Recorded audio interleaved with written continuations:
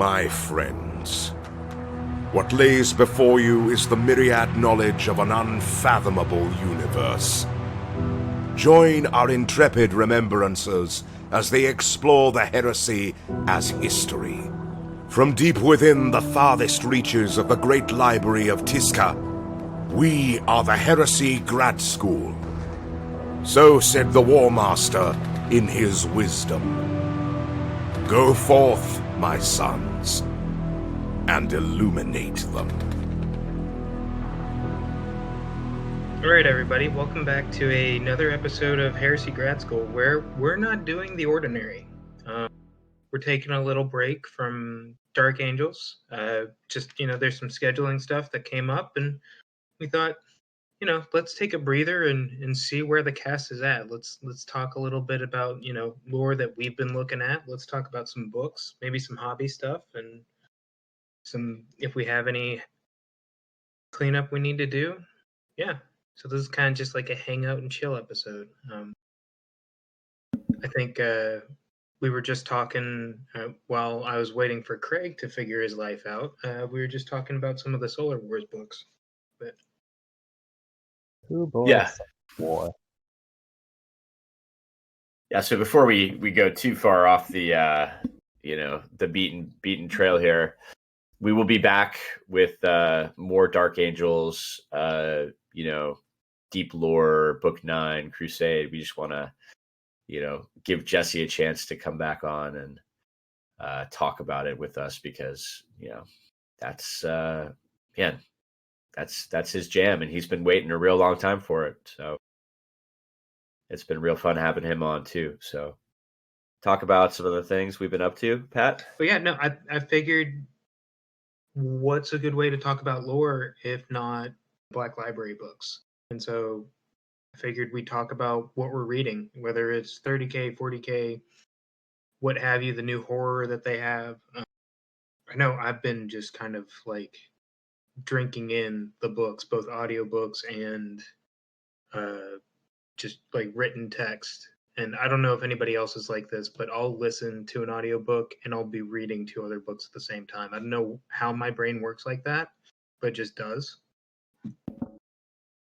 Okay, you're not actually listening to the book and then reading. No. Okay, I was like, no, dude. No, but like, for instance, what's a book that I just listened to? Like, I mean, I just got through, which I will 100% tell everybody, if you're super into like Necromunda or like understanding like how a hive works, listen to these books. But I just listened to Dredge Runner and Flesh of Steel, and they're phenomenal. But while I was doing that, I was also like in between, I was like reading the Necromunda Underhive anthology, as well as reading Pariah and Penitent, those two new books that just came out. Yeah. Which listeners, I will tell you right now, there are some amazing lore drops and like really fantastic things from both, like if you're like a Inquisitor series buff, like Eisenhorn, Ravenor, but also there's just so much other stuff in there. It's wild. And I know, Dave, you just finished Pariah and you're on to Penitent, right?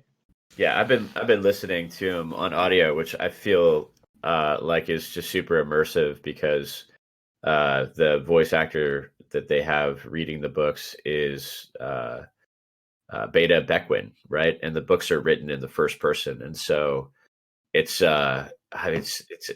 amazing to sort of be able to immerse yourself in the world. It really feels like you're listening to Beckwin talk to you from like her own experience. It's really cool. But I want to bring Jason in here too. And since we've all read the Warhammer Crime label, right?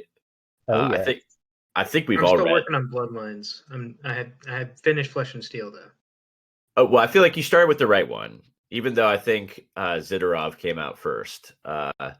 Flesh and Steel was amazing. And Jason, Yes. did that like so? Graham McNeil, not Graham, Guy Haley's treatment of the Collegia Extremis, right? And just the way some of the mechanicum inner mechanisms work, to me was almost one of the best things about that book. Oh, without a doubt. It like gave so much insight that I don't think we've ever had before on like how the Mechanicum military police work, on like how their version of the commissariat works. It's terrific. And I love that the main character is, well, half of the main characters are, you know, Noctis is a rich kid that wants to be a cop. Well, he doesn't want to be. He is a very effective cop. And it's like, how perfectly did they kind of combine that like 80s buddy cop dynamic and put it into the Warhammer universe? Yeah, it's a great point. I didn't even really think about that. But you're right. It's on the surface very sort of 80s hard boiled, Miami Vice style. But underneath that, it's very deep. I mean, the character exploration and just the I think a lot of the themes that they're tackling are pretty weighty. And I feel like having read all the Warhammer Crime novels to date, which is not saying a lot, but they do deal with like some pretty heavy topics, man, which I've really, really enjoyed. So I don't think this really isn't a spoiler. But the way, like, so in my mind, I knew servitors were a thing. Like, of course, servitors are made. I never, like, this book, part of it goes through that process. And I just, like, for some reason, my brain didn't connect with how brutal it would be. I don't know why. I don't know if you guys had the same reaction when you read, like, I think it's like 2 chapters worth of, like, the assembly line process almost. Yeah, definitely don't want to spoil it, but I think we've all grown up with Warhammer enough that we sort of take for granted the whole idea of, oh, it's a monotask servitor. Well, what does that mean? Monotask servitor, right? It means it does one thing. And like, why does the Imperium need servitors? Because they're cheap and they are really good. Turns out the human brain is really good at understanding a command and then doing that one thing, right? But and then I feel like Guy Haley just peels back the onion on that, and just peels it back and peels it back, and it just gets really weird and really creepy and really dark, and it's just so good, man. It really brings the grimdark back into, because I mean, yeah, we talk about things being grim and dark, but like I feel like it's weird, like you were saying, Dave. I feel like we were taking it for granted, and this book kind of relit that flame, for me at least. I kind of get that idea. What I don't understand, and God knows the internet is not always right, but there seems to be this idea ever since the Gulliman's sort of resurrection and into 8th edition that Warhammer 40,000 has kind of lost a lot of its grimdarkness. And what's the opposite supposed to be? Like, what's that goofy internet term? Like noble bright instead of grimdark? And it just constantly confounds me when I see an opinion like that online, because it's like, did you read like anything that's come out in like the last 3 years? Like 40K is still absolutely as grimdark as you remember it, possibly more so in some respects. Yeah, I couldn't agree more, Jason. I think a lot of the material that Chris Raitt and Guy Haley are dealing with, both, in the Warhammer Crime label, as well as like the 41st Millennium. I mean, the politics are wild, man, right? Yeah. So like, since Gilliman has returned, you see a challenge to the old order, and you get to really look at some of like the machinations of the High Council, like the High Lords, right?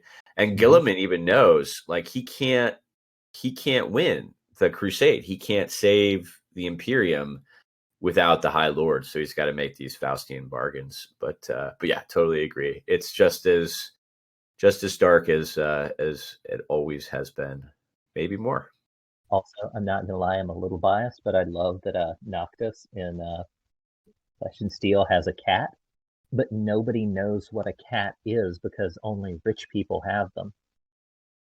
Yeah, there's some great scenes in it. There really are. Like when he's explaining to his, I think his superior keeps pulling him out of hot water, right? Keeps trying to save his career. And he talks, he's talking to his cat, and his superior just goes, "Wait, they talk?" Right? Oh, forgot about that. Yeah. Right, Shabina. Yeah. Did you guys enjoy Dredge Runners? I mean, it wasn't as grim, but like it was kind of like a good. For me, it was a nice palate cleanser between. Let's see. I was listening to a Solar Wars book before I started everything. Let me tell you which one I was reading real quick. It was kind of the palate cleanser between, or it was between Lost and the Damned and Flesh and Steel, and That'll do it. yeah. And maybe it was just me, but I so much enjoyed the interaction of an Ogren that like is philosophically thinking and then goes berserk. Well, I mean, he did suffer head trauma. This is true. Ogren react to head trauma in very odd ways. My favorite part of Dredge Runners, besides it being just a really, really well put together audio drama, I think probably one of the best audio dramas I've listened to, were like the little commercials that they inserted, right? Felt like you were listening to like an old 40s, this is the Masked Crusader After Dark. And now we'll have a quick intermission brought to you by, Bachelor Chow, yeah. Astro Militarum cigarettes. I mean, it was like amazing. Yeah, it was very unique. Yeah, I like the fact that they also had multiple voice actors, which made it fun too. So it does make the audio dramas a lot more fun. And yeah, I would say, the one issue I've ever had with audio dramas, very early on, and when they first started putting audio dramas out, I think they had a little bit of a problem of over scripting sometimes to try and compensate for the fact that they, it was essentially just reading a play out loud, and they would over script a little bit to the point where the characters would like over describe the situation, I think, to kind of, and it's pretty common for like spoken stuff like that starting out, but the characters would over describe their situations to try and compensate for the fact that you didn't have like a paragraph context. Like, don't you open that door, I'll shoot you. Pow! Ah, I've been shot in the left shoulder. And they've really weeded stuff like that out. And I feel like they've gotten so much better. Like they've gotten so much more practice at, this format now. And it's really good to see. Yeah, I agree. I think some of the early audio dramas for me were a little bit hard sometimes when they like the background ambiance was not dialed in appropriately. Mm-hmm. And so it just felt a little overwhelming at times, but yeah, I agree. I think that format has really come leaps and bounds, and I enjoy it. I don't go into all the audio dramas, I'll pick one up here and there, but yeah, I really do think they did a bang out job with Dredge Runners. So if you guys, it's like an hour. So if you guys have a chance, just go pick it up. It's super cheap. So what have you guys been reading lately? Well, I've been reading a lot of the same things you've been reading, Pat. So we'll just go, we'll see what Jason's been reading. Yeah. Been up to, Jason? All right, let's see here. So recently, the wife has gotten really into listening to some of these audiobooks. So I'm going back through a lot of some of the ones that I haven't listened to in a really long time. Like we just finished up Hell's Reach a couple days ago, which I Solid feel book. oh yeah, I feel like it's a very underappreciated Aaron Dembski Bowden book. Because he is kind of occasionally like the, golden darling of Black Library. And I think when people hear Aaron Dembski Bowden, what's the first thing that comes to mind? Is normally Betrayer or Master of Mankind. Which, don't get me wrong, both exceptional, but I feel like Hell's Reach is terrific. If you guys have ever read Cadian Blood, that was the first thing he ever wrote. I think that was back in 2009, or the first thing for Black Library. I mean, that was actually really good, and for a first author for Black Library, I think that's pretty rare. Normally, I feel like when authors get started, they have kind of those cookie cutter Imperial Guard novels, starting out of the gate. And then he also did, the two we just finished up, I was actually reading to her, are the two Black Legion books, Talon of Horus and Black Legion, which is decent timing because allegedly that's the next novel ADB is working on at the moment. So we went through Talon of Horus, the three little short stories in between, which is Abaddon, Chosen of Chaos, Extinction, and The Wonder Worker. And then the second in that series, Black Legion.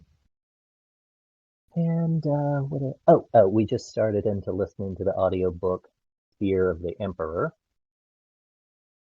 And the last thing we finished reading together was kind of like this really, you guys have ever heard Lord of the Night, was the very first novel ever written by Night Lords back in, I want to say 2006, was even before the Night Lords trilogy everybody knows and loves.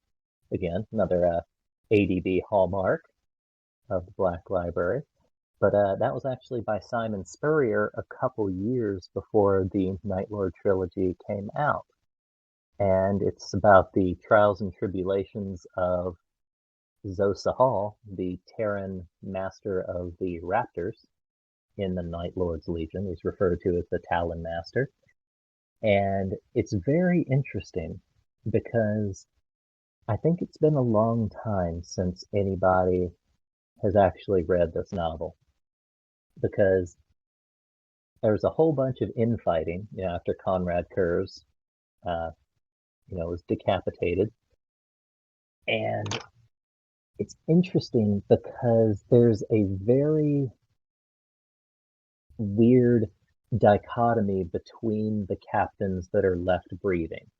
So if you've read the Night Lords trilogy, which almost everybody has by now, it's a very interesting play because in it they talk specifically about Zosa Hall and how his claim to leading the Night Lords after the death of, or disappearance of Sevatar and the death of Conrad Kurz wasn't any more solid than any of the other Night Lords captains at the time. Now, if you actually read Lord of the Night, Conrad Kurz specifically tells Zosa Hall, when I'm gone, you're the one that's going to lead the Night Lords. Here's my crown of office, so they'll pay attention to you and take you as legitimate. It's called the Corona Nox. It's this cool little, kind of sounds like a little anime-esque little tiara sort of deal with little demon horns on it, and a little red jewel. So Conrad specifically tells Zosa Hall in confidence, like, you're the one that's supposed to lead the Legion when I'm gone. Then he dies, and Zosa Hall gets kicked into the warp for 10,000 years when the Eldar attack. So if you guys remember from the Night Lords trilogy, the big giant surprise Eldar raid right after Conrad Kurz is killed by the Calidus assassin, that raid, the Night Lords left in the Legion think Zosa Hall just stole the Corona Nox and peaced out, and then nobody ever heard from him again. Which I was actually trying to place the timing on that. because they give a very specific year in Lord of the Night, but unfortunately, nowhere in the Night Lords trilogy does anybody ever say what specific year it is in the 41st millennia. Well, And I feel like, sorry, Jason, I just feel like a lot of other books kind of do that, just kind of to make sure GW can keep it vague, you know?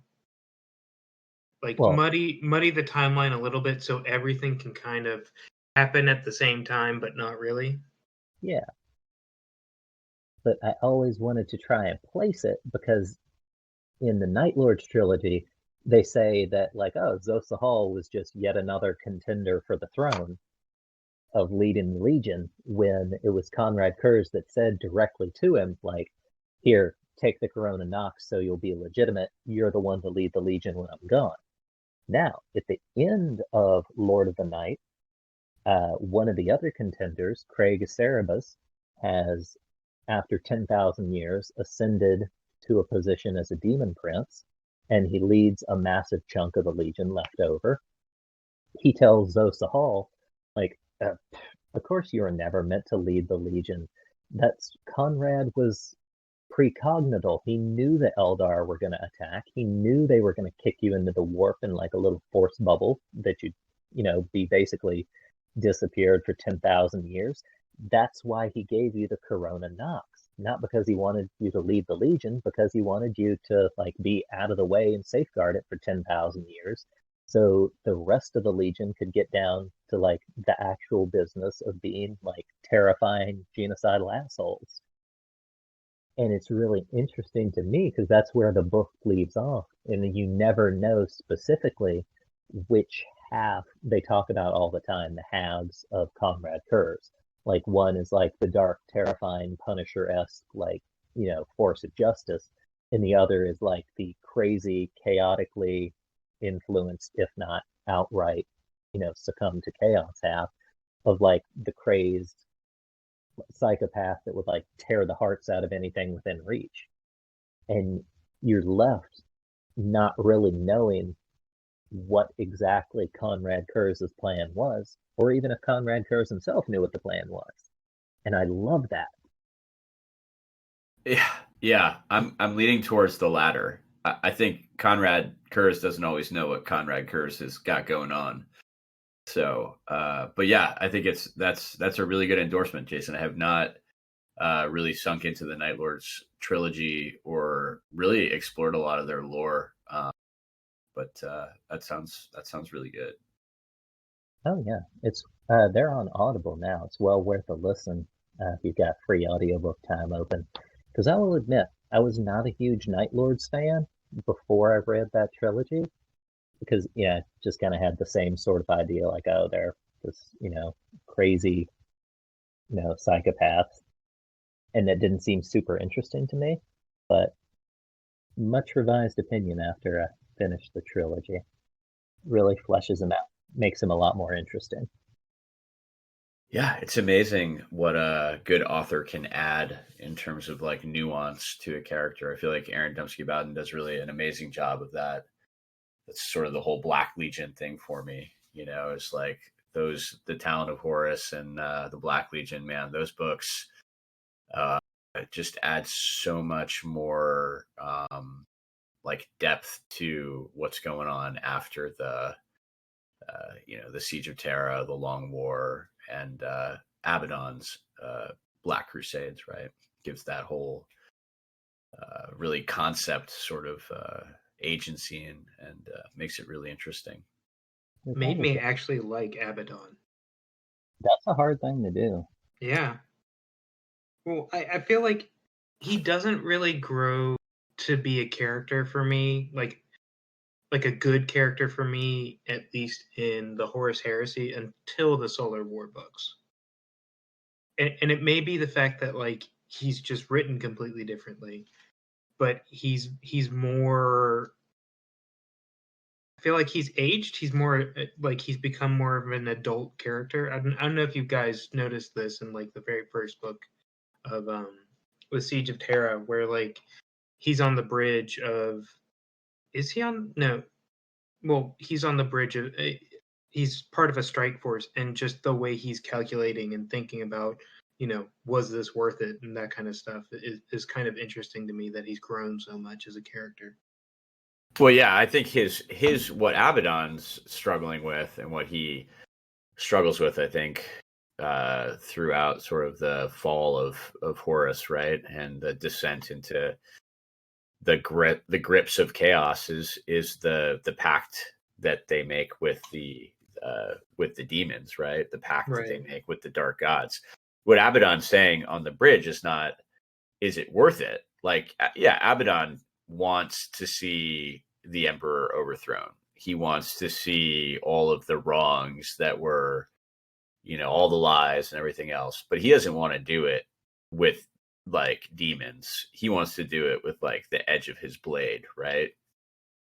So I think that's really interesting. I think it makes him definitely gives him a little more character, So yeah, my favorite Abaddon is actually the Abaddon that we meet right. I think Kion finds him on that world, Jason.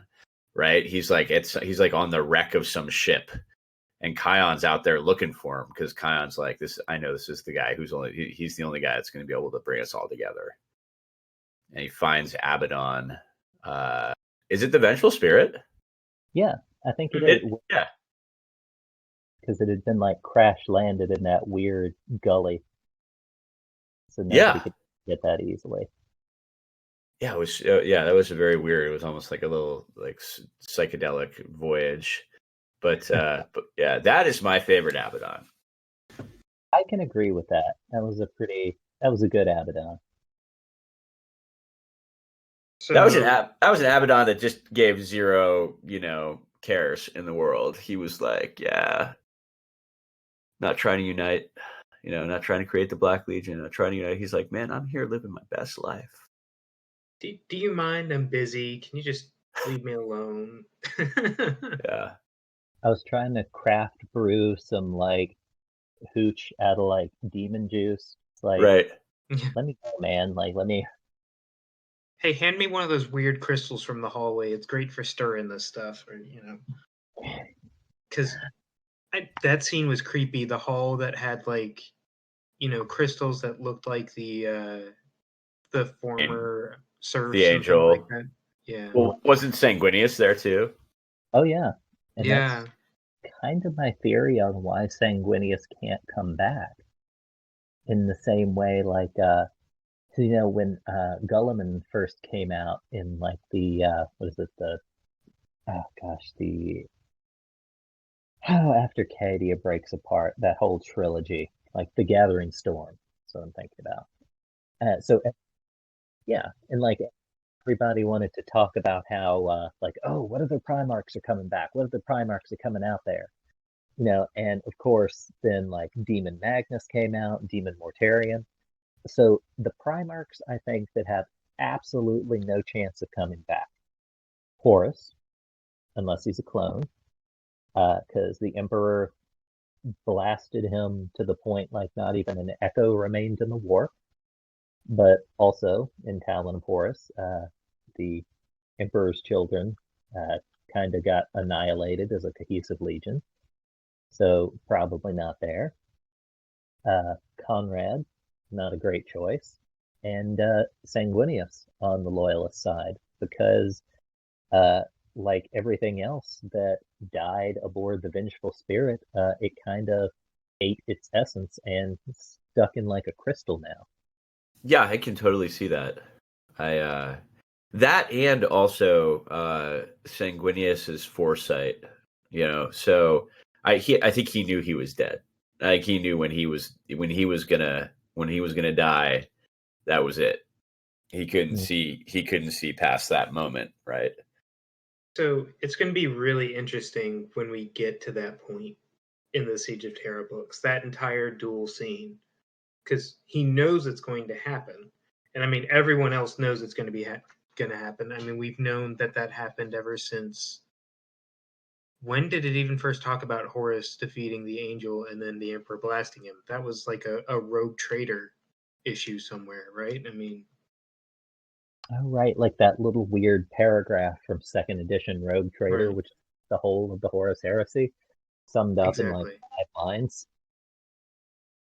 Yeah, I think that was even then. It like talked about how when Horus defeated the angel, the Emperor understood that there was no good left in his son, and he had been holding back up until that point, but now understood Horus must be destroyed.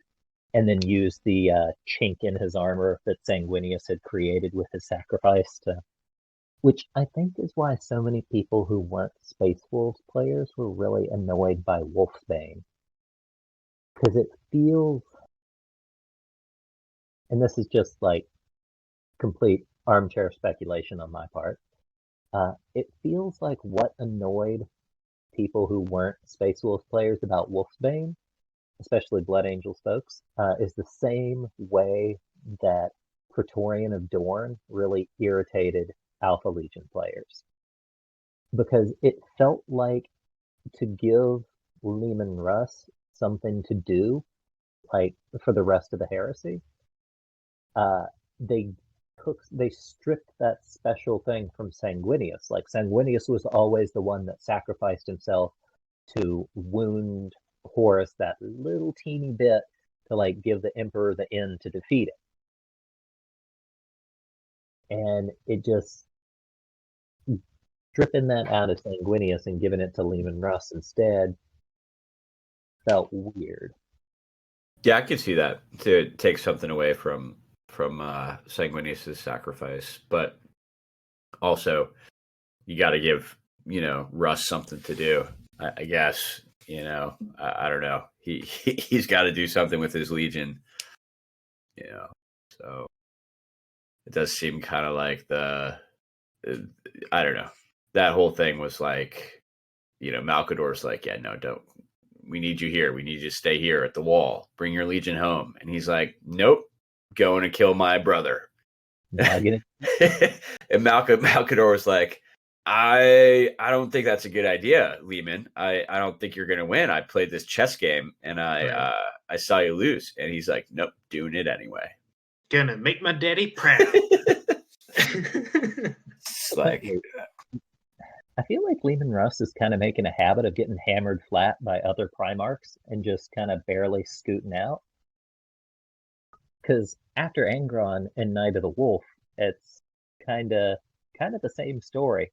Like he was flattened and had to be evacuated by his Huskarls. and he doesn't even really kill Magnus. I mean, let's be honest, right? No.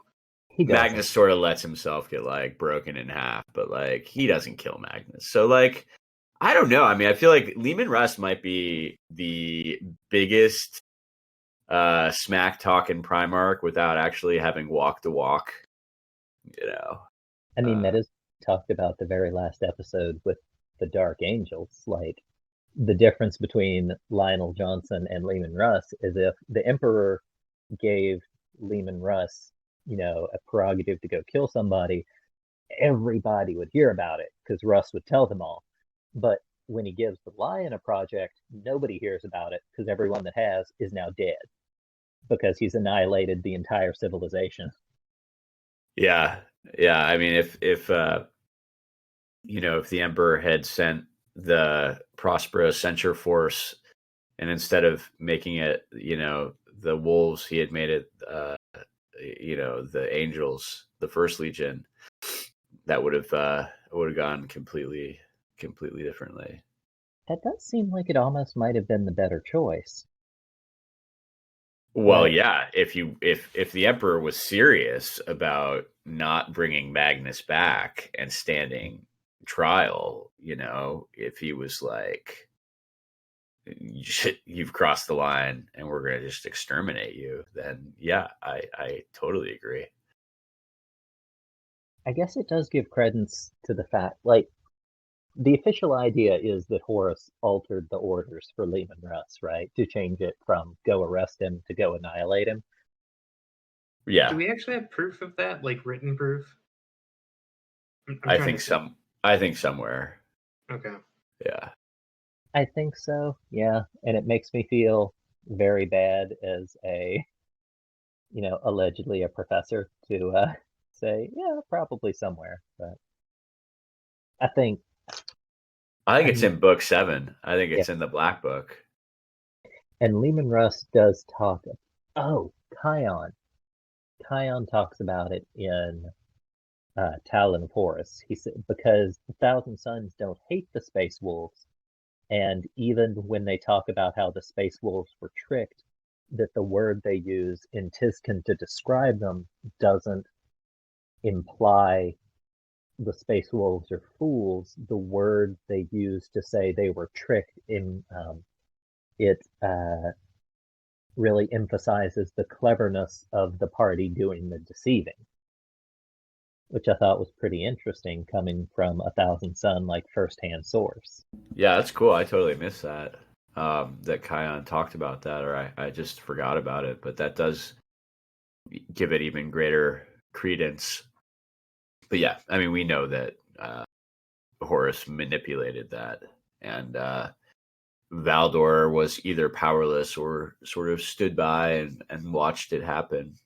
But I guess it kind of comes from the same deal of having multiple authors write the same character. You get kind of a wide range of competence in like how that character responds to situations, which is why like the Lion seems like hyper effective in a lot of ways, but then like in Imperium Secundus, his idea to hunt down Conrad Kurz was to keep sending single squads of guys into small, dimly lit, claustrophobic spaces.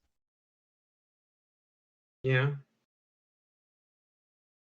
Or to not turn off his cell phone when he goes hunting Conrad Kurz in the bowels of the ship. Oh, man. Well, one book I am super excited to get into, and it's kind of it's going to be my next read, and it's Warhammer 40k. It's the new Kakeradon book that just came out, Silent Hunters. It's actually not written by the normal, or by the normal Kakeradon author, Robbie Mc. Yeah, Robbie Mc. I'm gonna butcher his name. Robbie McNeven, who's done an amazing job. He wrote the 2 short stories, The Reaping Time and then Death Warrant, but he also wrote the 2 main stories so far that we have for the Kakeradon series, Red Tide and Outer Dark, which if you haven't read them, go read them. They're wonderful books. I'm pretty sure both Dave and Jason have now read both of them. Oh, yes. Probably because I was pushy about it. Also correct.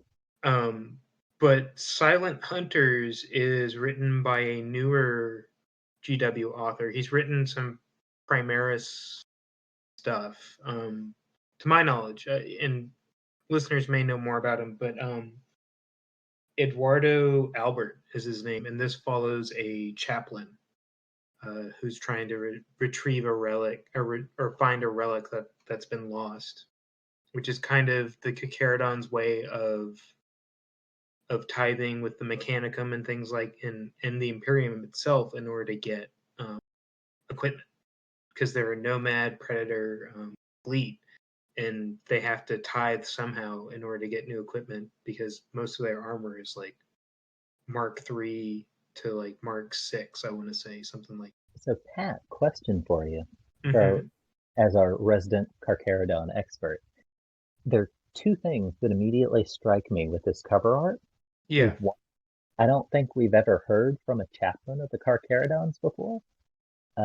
The others have all been about like a combination of like line marines, company champion. Bale Shar is the captain of what, the 3rd company, I want to say. I believe you're correct. Yeah. And then we've got that librarian, but I don't think we've ever heard from a chaplain of the Carcharodons before. I'm really interested to see like how the normal chaplain, sort of thought pattern overlays with that of the Carcharodons. Yeah, the other question I have, Pat, is what's the time frame on this? Are we like post Aeterna, Noctis Aeterna? Are we on the other side of the Great Rift? Like, what is this gonna? I still have a very strong feeling. Again, I haven't gotten into the book. I still have a very strong feeling like the other Kakarodon books, this might be pre Badab War. Or actually, this one may be post, but I really don't think we are at the point of the great of like of Gilliman. We'll say it that much. Okay, yeah, because this guy isn't Primaris on the front. He's in Mark 8. Yeah, so I think we're getting close to it. I just don't think we're quite there yet. No, Mark 7. It doesn't have the collar around Yeah. it. And correct me if I'm wrong, and I'm trying to remember this from, again, I'm just trying to pull it from the memory of Red Tithe, but there is a scene because in their ship they have essentially, where they keep their ancients and things like that. It's essentially just a pool of water, but there is a chaplain there. Yeah, he hangs out near their aquarium. Yeah, he pets the fish and feeds the sharks. But I mean, so we hear a little bit from him, but this will be interesting to have another main character that is a prominent member of a chapter of a command, because we've got Belshar who's the prime. We've had 2 librarians, so it'll be interesting. I am always interested to hear from another chaplain perspective. Ever since Hell's Reach, Grimaldus is a pretty terrific character. So I'm kind of curious how the Carcharodon version of Grimaldus is going to get along here. Yeah, that will be interesting. Oh, the chaplain's name was Nikora, Nikora. There we go. Okay, that name sounds familiar. Yeah, so this is following, let's see, Chaplain Tangata Manu. So we'll see how it goes. But I'm super excited. And I wonder if with this push for more, like, this is another Kakarodon book, this will make it 5 books specifically about their chapter. Maybe we'll see a new Tyberos, like a new model for Tyberos. Not saying the old model's bad. I love the old model. But it'd be interesting to see a new model because there's so many kit bashes out there of that model. Specifically from it's either fan art or it's actual GW official art of Tyberos essentially walking towards a Mantis warrior with both Slake and Hunger, his 2 chain lightning fists, like primed and ready. So we'll see. Question: have any of the Badab chapters gotten a Primaris treatment yet? Not to my knowledge. Oh no, I think they have, Jason. I think Have quite a few of them have actually. Yeah, so I'm looking at the chapters of the Space Marines Insignium Astartes that came out with a really big 8th edition Space Marine Codex, and the Kakarodons are actually on there. So I mean, again, I don't know if this is like lore, but I do know that when you do the whole like the picture of them, right? The heraldry, they've all gotten that. I think the Exorcists, were they a Badab chapter? Yeah, they just had the Index Astartes article that came out in this last month's White Dwarf too. Yeah, so they've gotten it. I feel like quite a few of the Badab chapters have now come into like sort of the mainstream of sort of canon lore, and they're getting they're crossing the Rubicon, or making contact with the torch the torchbearers, the custodes that go out in the beginning and carry the sort of the genetic material to kickstart the process. Oh, good to hear. It'll be interesting to see, once at least with the Kakarodon series, once we get past the Badab War, just to see them more interaction with current chapters or even current like 40k lore. Because I mean, by the end of the war, they are actually given the Mantis Warriors homeworld. So, there's plenty of wiggle room to play with that. But at least, we'll see if they'll get an extra nice dressing up with Primaris stuff. I think they're in a future book. Yeah, I think their lore is actually one of the more interesting plots for a post Rift Imperium, right? Like an Imperium nihilist, because their whole Edict of Exile says, "Hey, you can't come back into the Imperium, right? You got to patrol the borders. You can, the nomad predation fleet, but when the Imperium." When the Astronomicon goes out and the Imperium goes dark, at least half of it, how far in can they come, right? And like, what are they going to do? So I think that's going to be a really interesting story. If it hasn't happened yet, then I think that'll be really cool. It's sort of like the Minotaurs, right? Yeah. And the Minotaurs come back in the same way. So, be cool. I do love the Minotaurs. Yeah, the Minotaurs are very much sort of a Cacardon-esque, right? Another one of these Forge World, Alan Bly creations, just out there on the edge fighting the Necrons, whereas the Cacardons are fighting the Tyranids, right? Mostly. The Minotaurs are out there fighting the Necrons and just getting crushed, but also holding back the thing with the Cacardons is like, yeah, we've got them fighting the Tyranids, but like also in the short stories they're fighting other things. They're fighting Necrons, they're fighting Night Lords. Yeah, I mean, and in this most recent book they're fighting, Druki. So they're fighting Dark Eldar. Don't you dare edit that. Yeah, they're farting on. Yeah, God. It's been a long Sunday. But no, I'm excited. I'm excited to see all of these chapters get their own section of lore other than those Imperial Armor books, which were amazing on their own. I'd love to see a reprint of those. Anybody else? Yeah, that would be nice. Like a reprint, like just the lore without the rules, or like I'd take both. That's fine. Yeah. There's still some pretty fun rules in it, but I'd take just the lore too, because there's, you could probably look around and try and find a free PDF, but I'm one of those people that I've got to have like the solid like piece of paper to really enjoy it, Yeah, for sure. Well, guys, I feel like we've done a pretty decent job at talking about some of the books we've been reading and the lore. Yeah. Keeps us going.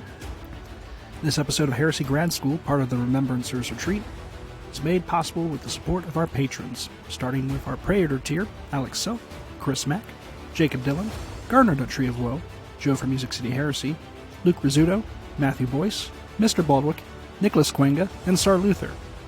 Our Legion Centurions, Aaron Maynard, Andrew N., Angry Boy, Duncan, John Christensen, M. Tanzer, Queen Corswain, Scott LeMay, and the original Applesauce. And finally our Legion Sergeants, Agrippina, Emily O'Hare, Garrett Lowe, Gore Crow, Mr. Sear, Nick Gillen, The Zoe, and What Do I Call Myself. Thanks again for all your support. We greatly appreciate it. Yeah, and listeners, if you enjoy, I guess, these little kind of fireside chats or little just kind of breakout episodes from like a normal series, keep us posted, because we do really enjoy just kind of like spitballing ideas. So yeah, but I think that's it from us. Anybody got any plugs? Coca-Cola, if you're still out there, I would love to work for you one day. You hear that, Coke? Jason really wants to work for you. Dave? No plugs for me. Thanks for listening, guys. Thanks to all our Patreons. Yeah. Special thanks to Patreons. Special thanks to everybody who listens. And I guess we'll see you later. Bye, guys. And fuck us. See ya.